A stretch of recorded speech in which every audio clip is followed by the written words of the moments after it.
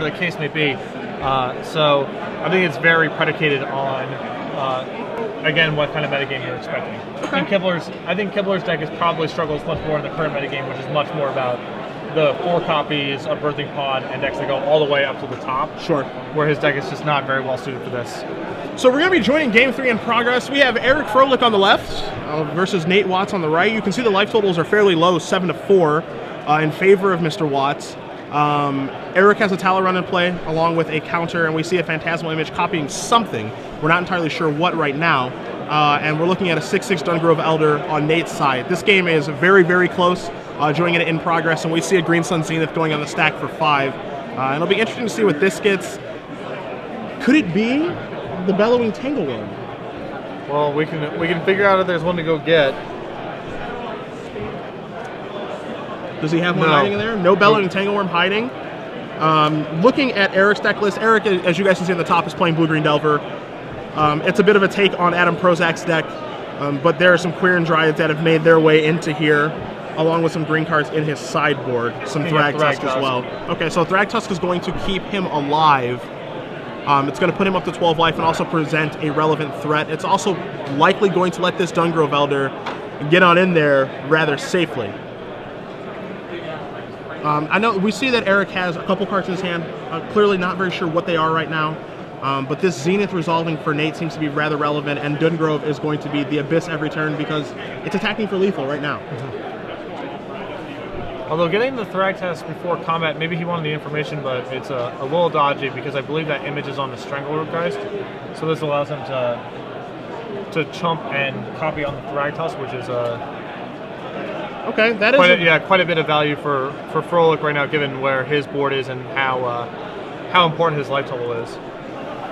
So he was at 7, and it's copying Thragtusk now, which is going to give him 5 more life. He was at 7, and my assumption is that he would cast that pre-combat because he wants to see if it's going to resolve, you know, in the face of Mana Leak, and then he'll be able to decide his turn that way. But I understand where you're coming from.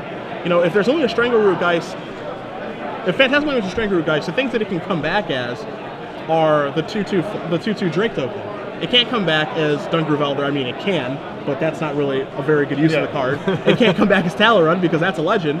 So playing Thragtusk pre-combat looks like it's done more harm than it's done good. Right. For Nate at this point. Yeah, it can only be correct there if you just need the information about whether your Zenith's going to resolve to make your attack. But it didn't look like that was really a thing, because the Dungrove Elder can't. He's not really blocking very efficiently here. Like, if Froehlich's hands a bunch of instants, you're going to lose anyway. Yes. But I mean, there's nothing that you can do about all of the instants. Yeah. You know, they're going to make the 2/2 Drakes. He doesn't look to have an answer to it. So I don't really like it being cast pre-combat. Yeah. I think it's only going to do more harm than it's done good. What we shall see is hopefully we can get a good look as Eric immediately covers his hand. Yeah. So we'll be seeing nothing. Thank you very much. Oh, was that I see Spectral Flight. Spectral Flight. Which can put Talon upstairs. You know, of course, we can't target our friend Mr. Thragtusk image. Wouldn't be the smartest of plays. Talon's going to go upstairs. We're going to get in for 2, 4, 6 upstairs. We'll put him to 6. Which puts Watts on a 1-turn clock here. And we're going to see what kind of follow-up we can have here. Tap, we draw. He was drawing his card as though he had a miracle to draw. Does he have Revenge of the Hunted in his 75? Yes, he has 3 copies. Okay. He drew rather dubious. Yeah. I had a feeling that he may have a miracle hiding in there somewhere. All right, so in with both. And that's going to block. His copy of Thragtusk is going to block Dungrove Elder. So they're going to trade off here. Yes, there actually is a trade because no forest.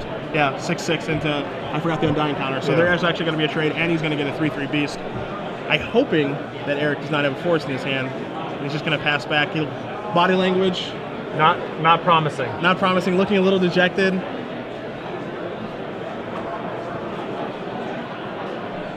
I feel like Ifro has some instants in his hand, but he's just going to wait. Yeah, it's always fine to start off your turn by just attacking for lethal, and we'll see where it goes from there. Yeah, see what happens from there. No reason to rush anything. And this is a lethal attack, and that's an extension of the hand. So Eric Froehlich takes down the match 2-1 against Nate Watson in his mono green Dungrove Elder deck. Of course, we didn't see all of the match or anything like that, but from what we did see, it feels like to me that the casting of Green Sun Zenith before attacking with Dungrove Elder may have just cost him the game. I mean, it certainly gave Froehlich a much better target for his Phantasmal Image.